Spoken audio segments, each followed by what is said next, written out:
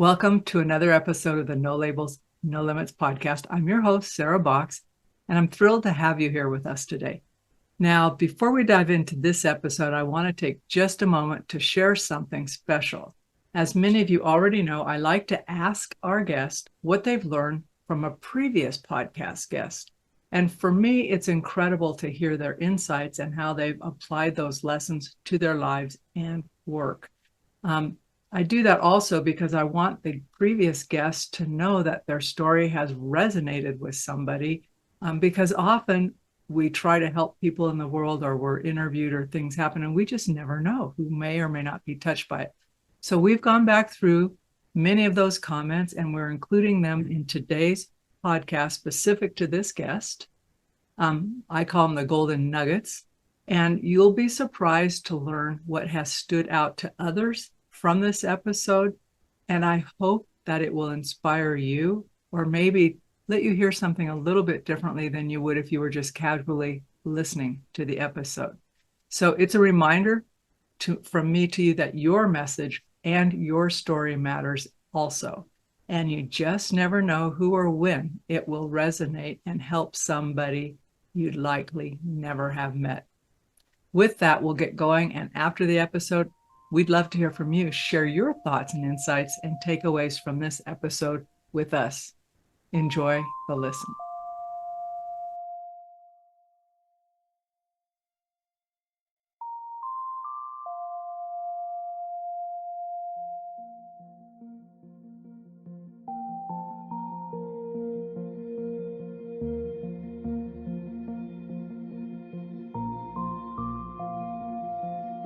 Really were interesting for me. For example, she was talking about how words are important, and it's true, right? How we pick the words, and we talked about that with you, Sarah, today. That she used about the labels that she was prescribed as a child, and ultimately how she overcame the learning disabilities that she was labeled with and became a doctor.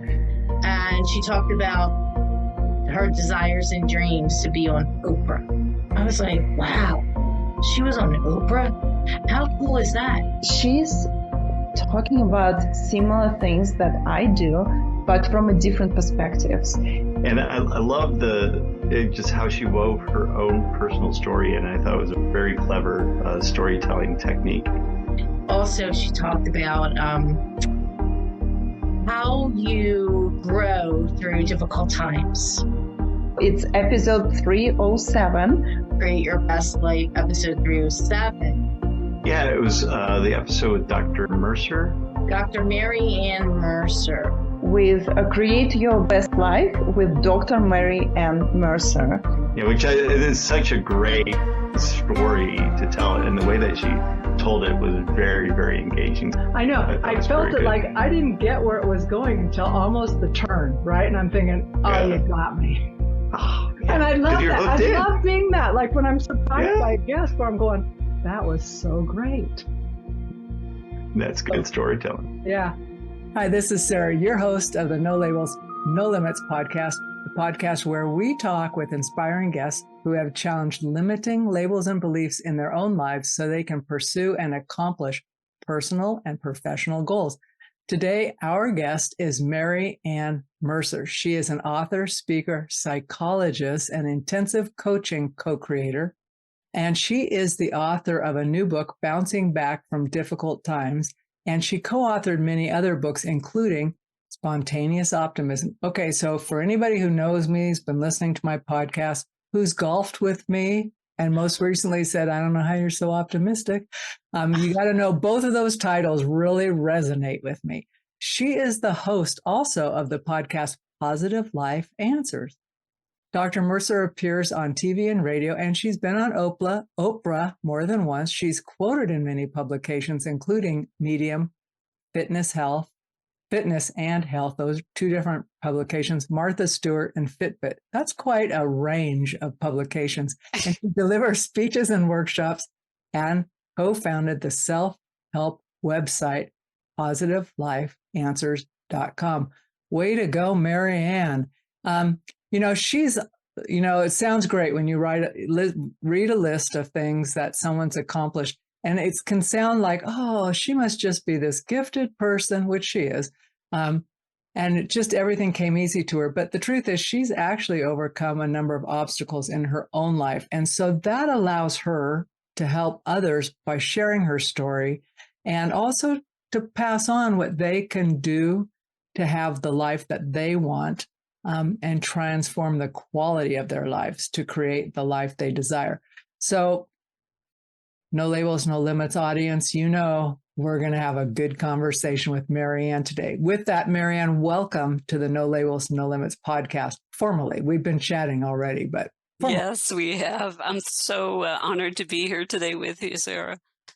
Well, I'm looking forward to it. We were joking around before we started about just, life and different things and how technology. Marianne showed up on my calendar as Michael. I figured this out, right? That's not the computer she meant to send me that from. But anyway, I'm glad it was Marianne and not Michael, because I don't know how I would have punted if a Michael showed up on here. Absolutely. But let's go back to talk about, two things I want to start with. I want you to talk a little bit about your background and some of the obstacles you had to overcome so that people don't just think you woke up one day and arrived in this great space. It's interesting what you mentioned just a moment ago about luck. On a recent podcast, some emails I got from some listeners were, Dr. Mary, you're lucky. And so I had a whole podcast, part of a podcast on what is the luck factor and why I am so lucky. Well, spill a little bit about that. Absolutely. Let me share with you a story about someone I know. Her name is Victoria. Throughout her life, Victoria was called names. As a baby, she fell down a flight of stairs and hit her head, and her parents took her to the emergency room and a doctor, and upon examination, a doctor said, Victoria is damaged. In grammar school, Victoria had trouble with learning. She had lots of challenges with learning, and her teachers put her in the slow learning group, and that's what they called it at that time. Victoria felt humiliated, and she further fell behind. In high school, Victoria continued to have academic problems, and as a result, she started hanging around what she thought was the cool kids. And the cool kids got in trouble a lot, and so did Victoria. One of the counselors called up her parents and said, Victoria is troubled and delinquent. In her senior year of high school, Victoria met a teacher, and her name was Joy. What a beautiful name. And Joy saw something in Victoria, saw some potential, saw that she was actually a good kid at heart. So she invited her to stay after school and talk with her. Victoria thought she was in trouble, so she was a little bit nervous. So Victoria met with her, and they developed a rapport, and Joy gave her assignments to do to help her get interested in learning. Victoria liked that. So she started those creative assignments and met with a teacher, and the teacher was just empowering her and encouraging her to the point that Victoria started getting interested in learning. And at that point, Victoria wanted to go to college, so she met with her guidance counselor. Her guidance counselor looked at her school records, saying, you're delinquent.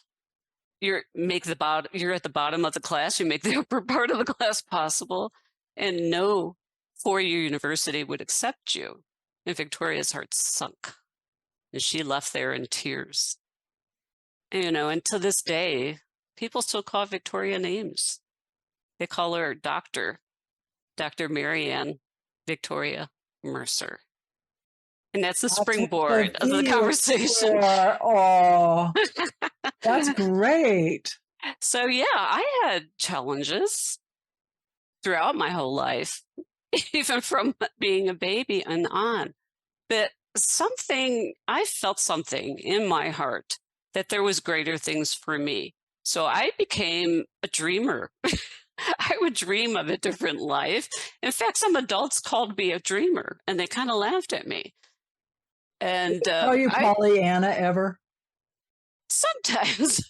But I had a vision. Yeah. I wasn't a dreamer. I had a vision. I had a vision of my life. My family, bless their hearts, they were wonderful parents. They were loving, they were encouraging, but they struggled they had kind of a lack mentality, and everything was a struggle for them financially and just coping with life. And I didn't want to be that way. I wanted to be loving like them, but I didn't want to carry on that, what I call a curse of lack. So my brother is older than me. He was the first one to go to college, and he encouraged me. And then my parents got on board with that. But they said, we encourage you to go to school, but we can't pay for it. So I had to come up with ways to do that as well. But I didn't let any of those little blocks or any discouragement or name calling at that point stop me. But I worked hard from there. Somebody emailed me and said, well, how did you take the leap from that counselor's office to going to college? Well, I went into problem-solving mode, and that's what optimistic people do. They go into problem-solving mode. I kind of picked brains of people, and they said, go to a junior college for a year, prove yourself, get your grades up, and then anybody will take you. So learning was still a challenge, and I had to spend more time taking notes, and because I did have a little bit of a learning problem. But who cared? I didn't care. I kept going. So I got on the dean's list at the junior college, reapplied, and everyone accepted me. So yes, hard work. High school is. Do you want to hear the rest of that story? I love that story because there's so many junctures in that story where someone put a label on you that you just basically threw off. That's why I like your show, No Labels, because it really hit me in my heart.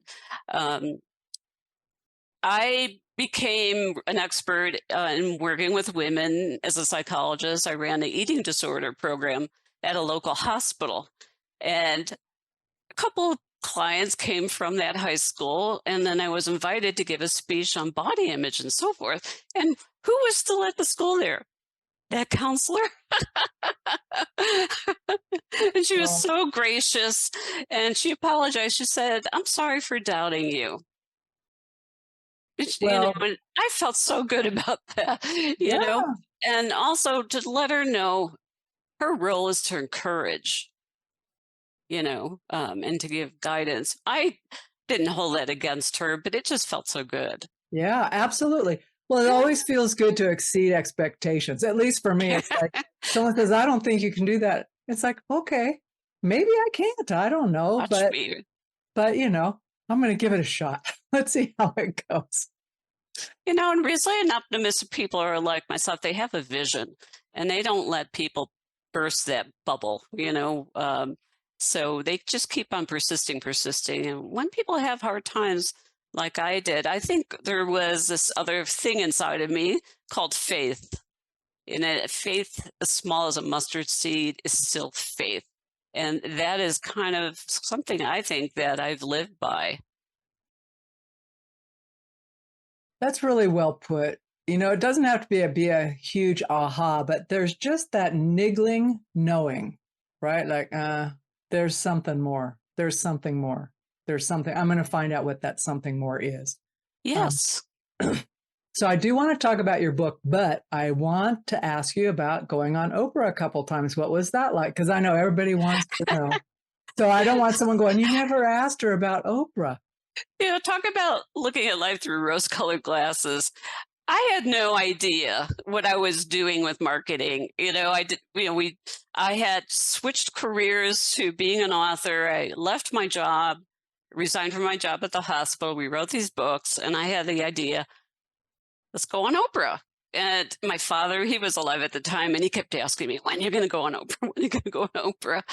And all of a sudden, one day, I get a phone call from her producer saying Oprah would like to have you on a segment of her show. And wow, that was a moment you'll never forget. This is before she was getting into really deep psychological issues. She was doing 15-minute kind of testing the waters to see if people are interested in this topic. So she had us come on the show. And I had this moment in the hallway when I saw the mail come in with 2 trucks and boxes. And I asked the producer, what's that? And she said, well, we get that every day. It's about 100 books that people are pitching to us. Wow. That they never get to. Now, I never sent them my book. That might be why they picked you. It's like she didn't just send us I know. She saw me in Red Book magazine giving a comment and somebody giving not the most favorable review of my first book, but they liked the title. And they liked when they interviewed me on the phone. So, but talk about not looking at the obstacles there. I'm going on Oprah. Didn't have any doubt about it, neither did my father. And bless his heart, he was able to see that before he passed away the next year. But it's that unshakable trust and faith that we can manifest these desires and these dreams. And that's kind of what my whole philosophy is all about. Oh, I love it. I feel that if we can embrace that and remember that, especially when we're going through hard stuff, I don't want to sugarcoat that. Hard stuff can throw us off our game sometimes. But Absolutely. if we're grounded and have a sense of who we are and what's possible, and we are attached to our vision, right? It may be that one that we're pursuing, but it may shift as we go through life and go, oh, that was kind of it, but now this is it. But Yeah, that's okay. Yeah, absolutely. So let's talk about bouncing back and your book specifically. Okay. You talk about some specific steps that can help us overcome difficulties or challenges when we come up. Are there a couple of key steps or strategies that you most frequently share with people that get them going? Oh, absolutely. I felt inspired to write this book. I've been wanting to write it, and then lockdown hit. So I went to my list of things I haven't gotten done in a while, and took the time off. And then I started getting really busy, doing, video or remote sessions, group sessions, and individuals of people across the country. And it reminded me of the book I was thinking about, Bouncing Back from Difficult Times. And because of lockdown, it took the whole world to a level we've never seen before. But what made it really hard is when people are unhappy with their lives, they keep moving and they keep rolling and running. Lockdown really held us as a hostage emotionally and physically. We couldn't run away from our unhappiness or troubles or difficult times. And that's why people got so anxious and out of control and all the issues that come up about it. So what I've learned from years of experience with optimism, and then more importantly, in the last number of years, resilience, is that the way people responded to the difficult time, such as lockdown or any other traumas in their life, really determine the outcome of their life. And I think the most important thing, and I think my great nephews taught me this lesson over lockdown. Their parents, my original nephew, their attitude and the way they handled lockdown and worked with their kids were so fascinating that they became my subjects in study matter. They handled it calmly. And the big takeaway that I talk about in Bouncing Back is whether you respond to something as an external locus control or something internal really determines how reactive you are. While a lot of people got reactive, the people who looked at what they can control during that time, which wasn't a lot, but they would find something, taught their kids and themselves a valuable lesson that problems don't last forever. Difficult times don't last forever. I remember sitting and having a video chat with my nephew who was going through some stuff in high school right before that. And I remember saying to him, this is not a permanent problem. Things will get better. And the shift in him was amazing. He said, wow, nobody taught me that. And it made a big difference in his life. So I think big takeaway, long story short on that, is the way we respond to a difficult time really colors how we're going to proceed from there. And we have to accept the situation. This is the way it is. Then look at, okay, what is it that I have to change my reactions to the situation? That is really important.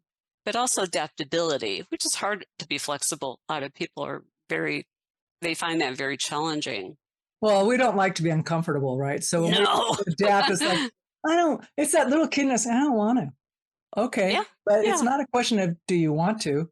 We're all doing it. So how would you like to do it? Absolutely. Yeah. And yeah. And that means Some people had to take a real right turn or left turn instead of going ahead. But I worked with some clients, and they used it as an opportunity to stop procrastinating about making career changes. And that was a really big amount of people.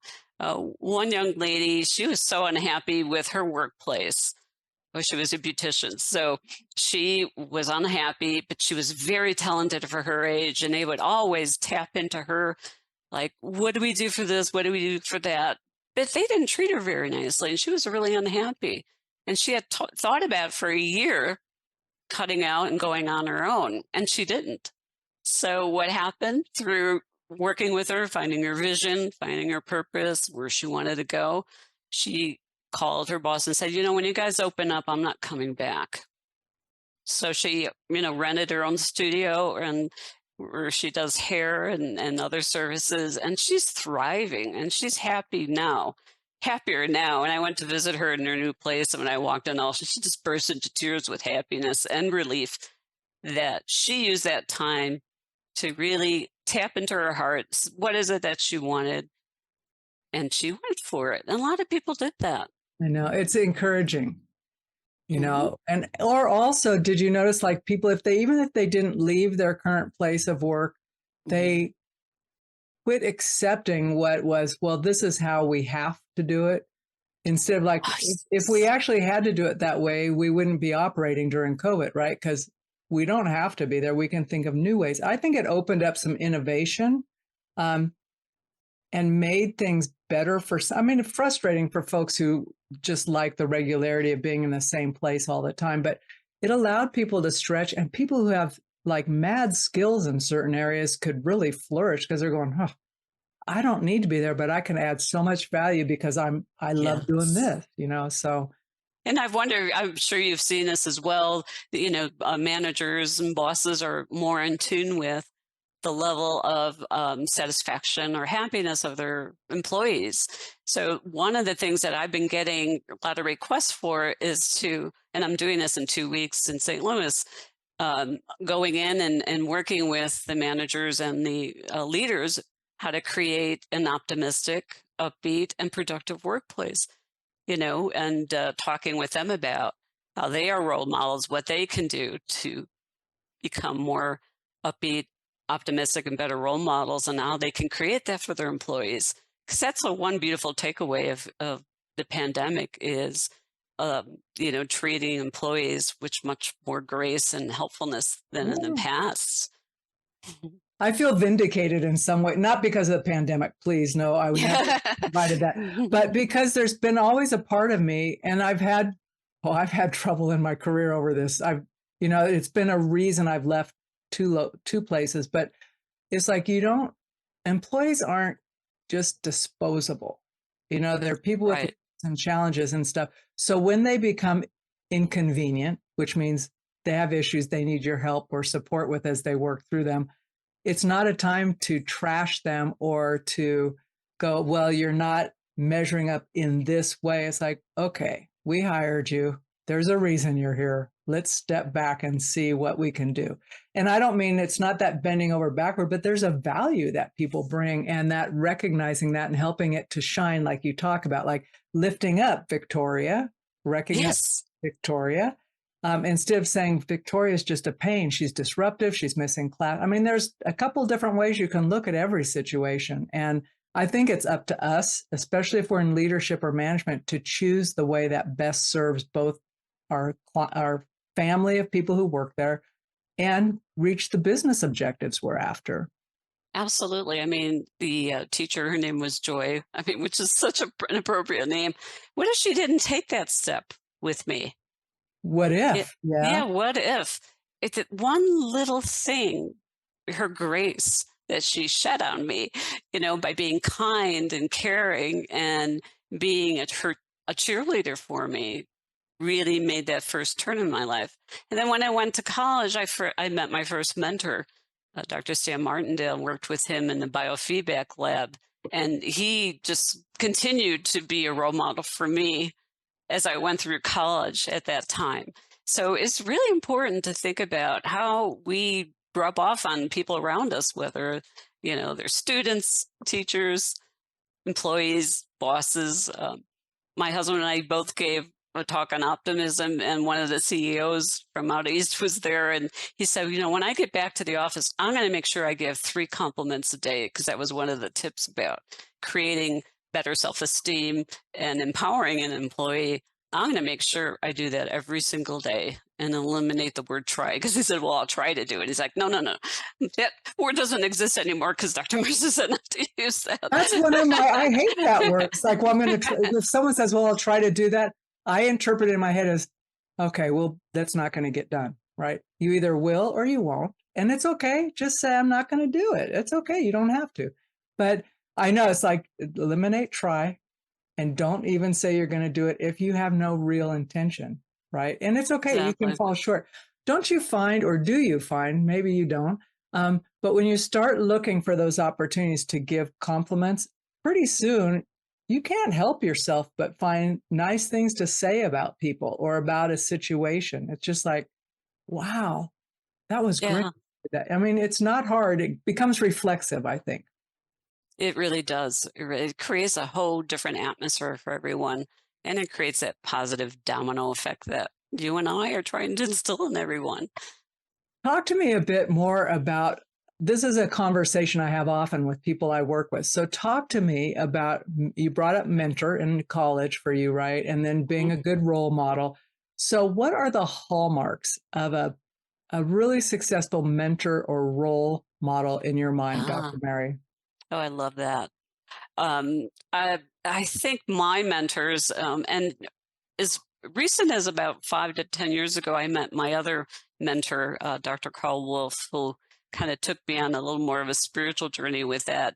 And Dr. Wolf and Dr. Martindale, they were really optimistic leaders. They had traits of optimism, and that is, they taught me that the difference between winners and losers is that winners just pick themselves up one more time. So they instill these really empowering, encouraging lessons in people's lives. So yeah, you're going to fall. And, I fell a few times before in between these things. We could talk about that. But what did I do? I kept picking myself up. So I think a mentor is somebody who, number one, shows grace, like my teacher in high school did, is kind, encouraging, and caring. But they also are optimistic. So they teach us empowering ways, such as the biggest difference between unhappy and pessimistic people and happy and optimistic people is that people who are optimistic are problem solvers. They're like everyone else. We have challenges. We have problems. They recognize it. They kind of, they'll feel the feelings like everyone else, but they don't get stuck there. So an optimistic mentor really teaches you problem solving skills. So a problem comes up, you shift to what's the opportunity there. I think that is a hallmark trait of a mentor and a role model. Yeah, and I like that viewpoint that you have there. It's kind of like, okay, this is a challenge, or this situation isn't one I would willingly choose, but here I am in the middle of it. What does this make possible? Right? Exactly. Because it makes something possible, whether I want to acknowledge it or not, So I really enjoy that. Talk a little bit, though, about where you started going with the whole story and the mentors, but also about how that evolves into your book. Because you talk about, like, when you speak and you talk to the leaders and organizations, what are their takeaways? Like, are they examining how they show up and then how they role model in their workplace? Or what level of self-reflection or self-awareness are you asking people to bring to the conversation? Well, it's interesting. I tell them they're here to do work. I'm not doing a rah-rah session, because chasing happiness only lasts for a limited amount of time. So they're kind of shocked and like, oh, we're not going to stand up and dance and clap our hands and move around and and then hopefully it lasts 2-3 weeks. It's like, no, we're going to dig. We're going to dig, but we're not going to do psychotherapy here. We're going to look at what are you doing, how you relate to your employees or, the person you're mentoring, what skills you need to do to move them ahead. So I teach them really all the features of what an optimistic person is, who would be the ideal role model. And so an optimistic role model teaches about problem solving, but they also look at the words that they use. So I have them take a lot of inventory. I have them search the words they use because words are very hypnotic, not only to yourself, but to the person you're talking to. And one you brought up before was try. I know when anyone says that I'll try to be there or I'll try to do something, you know it's not going to happen.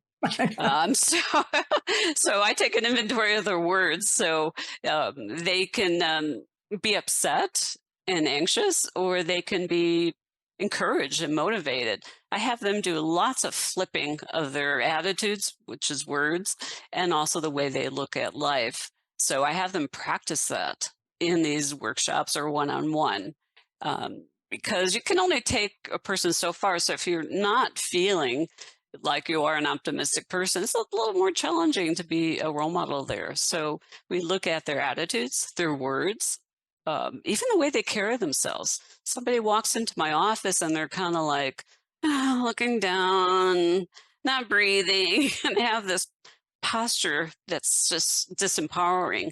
That mind-body connection is something we started working with. So we had all these executives walk around the room and show them, okay, get into that bad, negative, upset posture, and then see how you feel.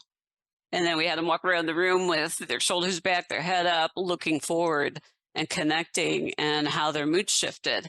And it was just it's always so amazing. I know it sounds so simple, but a lot of people don't think about that. And that mind-body connection is, being a biofeedback researcher back in the day, it really affects your mood. And there's been so much research, Harvard mental health letter and so forth, that people feel whatever they're acting. So if you want to feel happy, you need to act happy. What's a good way to do it is your body posture and your tone of voice. Yeah, if you start there, it doesn't have to be real. It's like, okay, I don't feel great, but if like maybe you have a cold or you've got allergies or something, right? And if you're thinking, oh man, my head's so stuffy, but if you at least present for your own self, it's not even for other people. It's like for myself. If I'm showing up, how would I be showing up if I didn't have this? Oh, exactly. I'd be upright. I'd have my shoulders back. I'd be breathing. I'd be smiling maybe, not. So, but it doesn't take long for the body to catch on and catch up. For sure. And I call these 60 seconds, 60-second tips, so body posture, walking, head up, cheerful tone of voice. There's so much research, and I put that all in my book. But one of the ones that I remember that stood out to me really was important was as part of an experiment. Some subjects were told to smile as they were doing these pain studies. And the people who smiled were able to tolerate a higher level of pain than the people who were told to be sad. Their pain level was much more dramatic.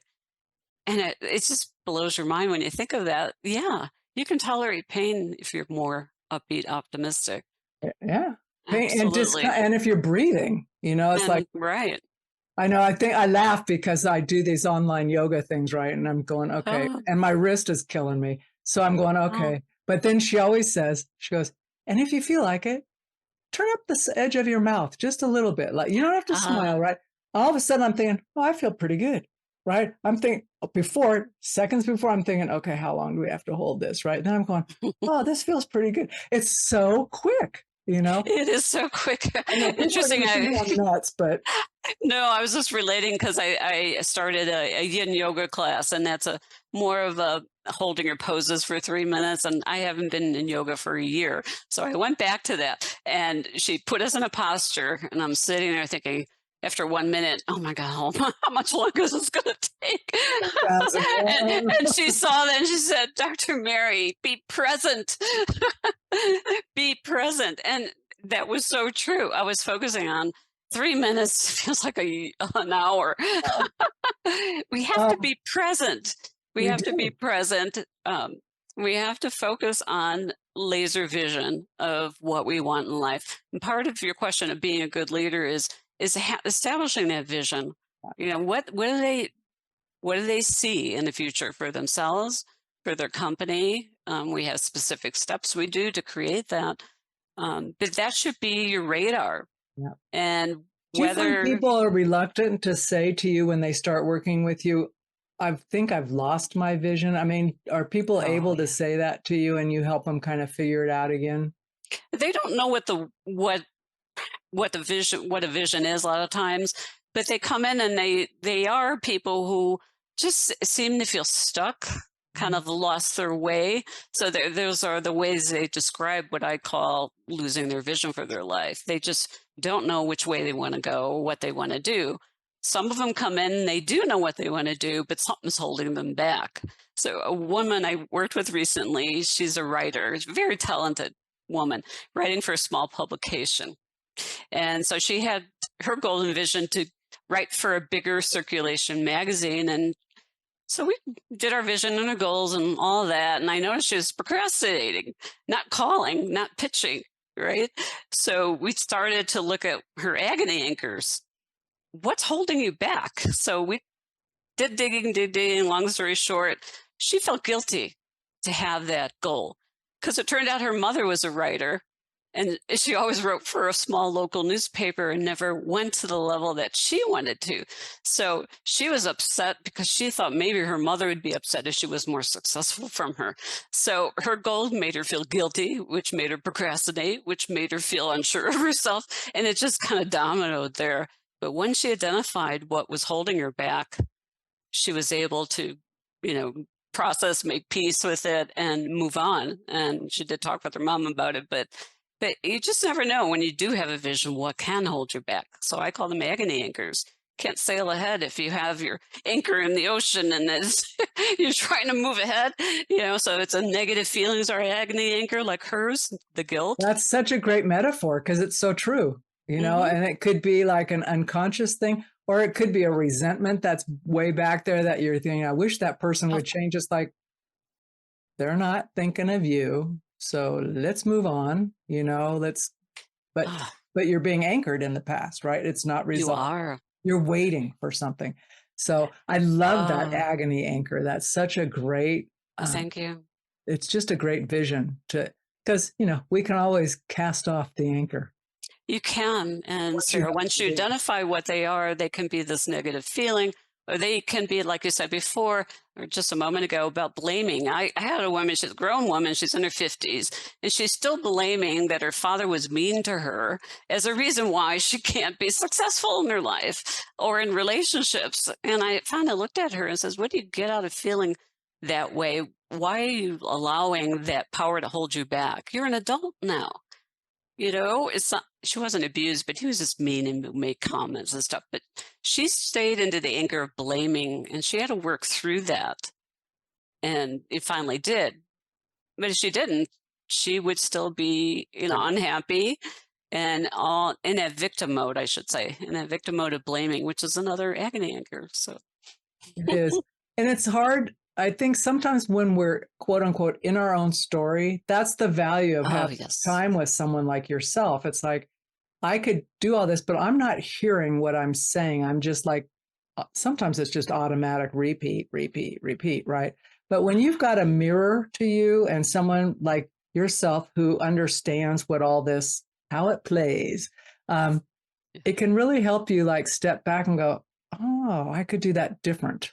How else might I think of that, and why am I accepting that as true? Absolutely. In our intensive coaching sessions, this is what we do, is to really examine what's holding people back, asking, I call the magic questions of, this feeling she had served a purpose at some point, but then it became a lifelong story, just like you're suggesting. And stories are an anchor that hold you back. You can whip up all sorts of stories and drama about what's happened in your life, big or small, and that story rules you at that point. And I call that, it becomes what I call the shadow material, because, it becomes so much a part of you, you lose sense of it. But I bet for now on, when you're listening to people, you're going to, even on the streets or in a so-called social situation, I pick up stories that people repeat over and over again. It's really fascinating. It is fascinating. It is fascinating, but those stories are an anchor because they hold you back. But this is what we tell stories about. You could tell a story about Victoria, or you can tell a story about the victim that I presented of blaming something that happened 25 years ago as a reason why she Yeah. can't enjoy her life. Yep.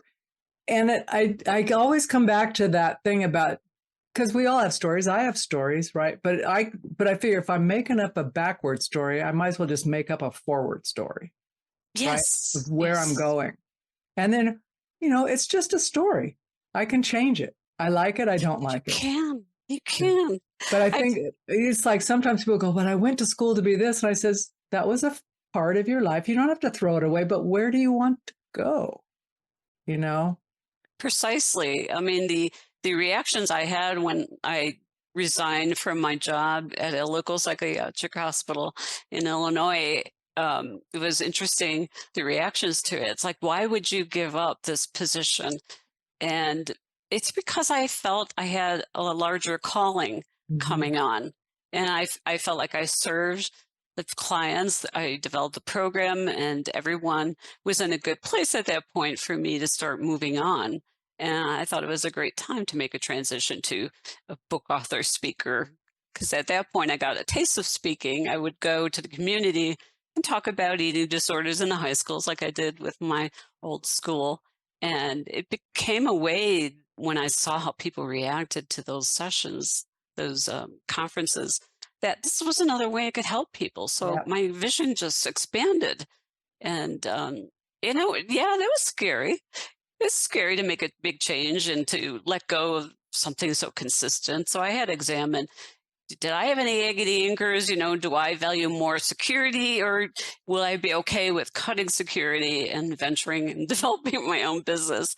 And I did. And I've been in business since 1992 Well, on my own. Like you're being pretty successful in your own business, And there's been falls along the way. I did resign, and I did do the books and so forth. And right before I resigned, I should say, I was thinking about doing some retreats with another woman that worked at the hospital. And we didn't know anything of what we were doing, but we were enthused. But we didn't have a plan.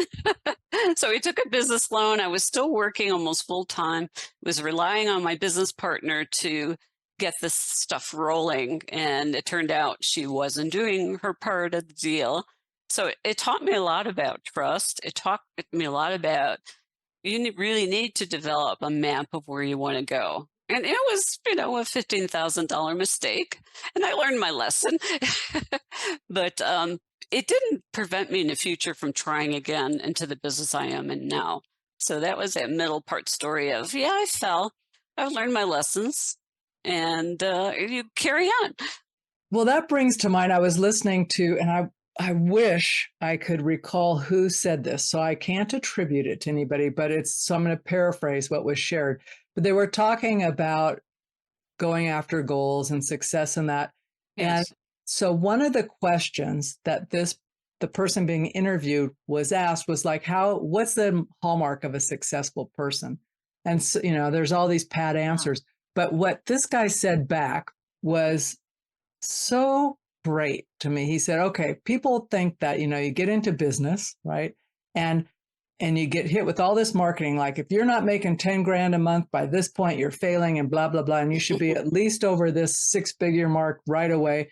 He says, so let me tell you what, if you are not willing to invest in your own learning and growth, you're never going to make that kind of income. And he said, it doesn't even have to be, not like even college, right? But if you're not investing in people such as yourself, Marianne, to help you grow, get past things, learn new things, he said, you've got to be willing to invest in yourself, because that's why you're making money, is to grow and invest in yourself and learn and be engaged in life, not just to make money. And he said it much better than that.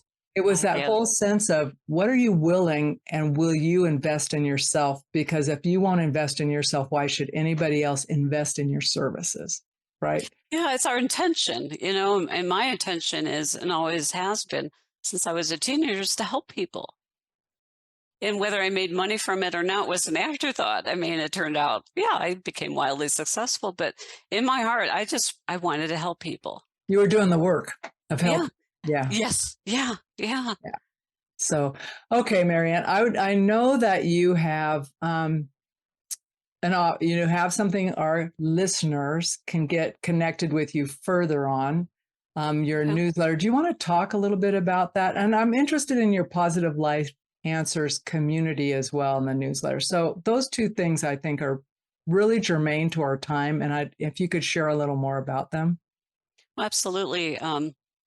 Well, my recent venture of my Positive Life Answers podcast came out of this whole idea of my husband and I. We've co-written books on optimism, and we wanted a place where people can come and, get articles, get some, right now, get the podcast for free, that if they aren't able to come in, that we still reach them and we help them. So my intention of that was also in helping people. And that's how it's grown. So we have a blog there that talks about whatever episodes we're doing or articles. And of course, we have our email community that we work with. What we're doing is creating some groups, or I think people call them pods, and meet with them on Zoom. And we did that. I did that individually all during COVID. We meet every week and not talk about the pitfalls of being in lockdown, but just what people were doing to help themselves. And it was a great time for them to start realizing what they wanted in their lives. So like an optimist, we help them create a vision for their lives, empower them by taking responsibility that how I react is what I'll get back. So we teach them the courses of optimism and all the work that we do as a sounding board, because you have to build that ground, the ground of support to launch anything in their lives. So I reach out to people in all different ways, whether it's being interviewed for magazines or coming to the website and joining our community that comes online on a weekly meeting. I love that. To me, it's not work. It's life, living life and enjoying what you do. And I think people need to get permission that they can enjoy life no matter what they're doing. So that's kind of the whole premise of the whole system of Positive Life Answers, whether it's the articles, the website, the groups, the podcasts. And I'm enjoying the creativity of that all, and because that's new for me. Yeah. Well, and co-creating with people, the people who come into your community, but also your husband. I mean, co-creating is so fertile. There's things that come out of that never come out of us being siloed.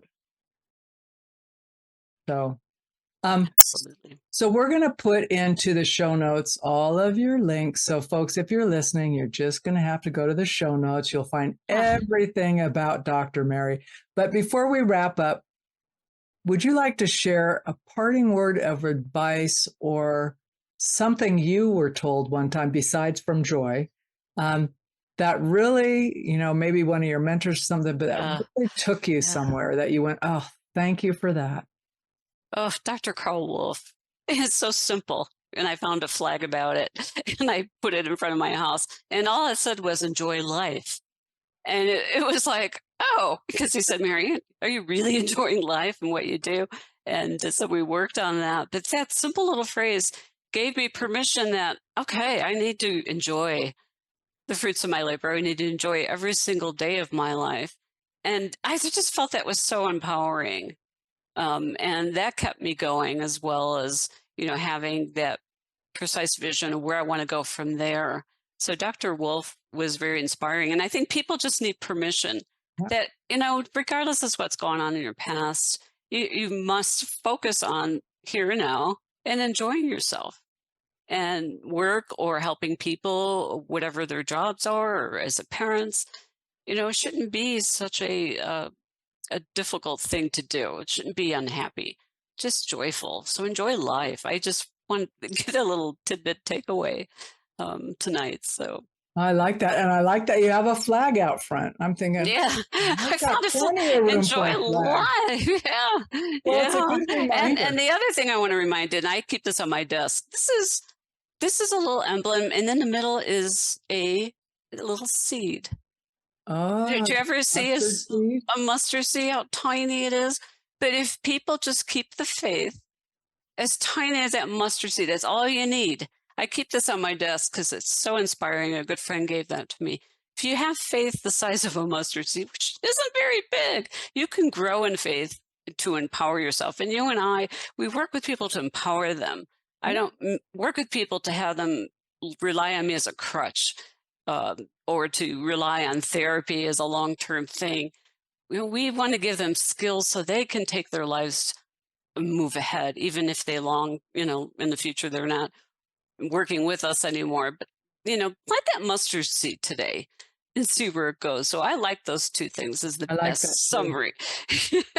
That's the mustard seed and enjoy life. We'll take that as the closing to the end of the podcast. So with that, No Labels, No Limits podcast listeners, thanks for joining us on this episode of the No Labels, No Limits podcast. We'll be back next week with another fantastic guest. I do want to let you know, in our community, if you don't know already, I'm not sure when this one will air, so this might be old news for you, but the Heartbeat community of Sarah Box, we're opening up a Sandbox, which is a private community. Yeah, it's going to be cool. So in there, you heard Dr. Mary talk about, someone might just want to share an idea and get feedback, right? Or they might just need a little encouragement.